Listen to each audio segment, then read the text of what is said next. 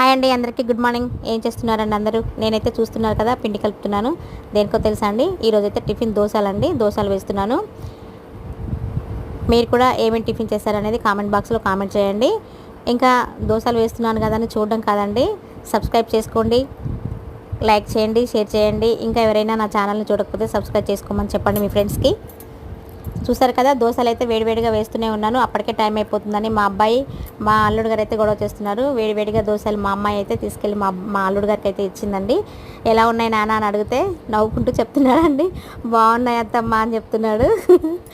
ఇంకా మా కోడలు అయితే దోశలు వేసేస్తుందండి, తీసుకెళ్ళి మా అబ్బాయికి ఇస్తుంది. మా అబ్బాయి అయితే ఇంకా టిఫిన్లో చట్నీ తినడండి, అందుకోసమని తనకైతే కర్రీ వేసింది.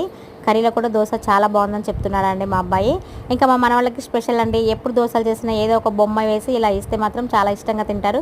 మీరు కూడా మీ పిల్లలకి ఇలాగే చేయండి.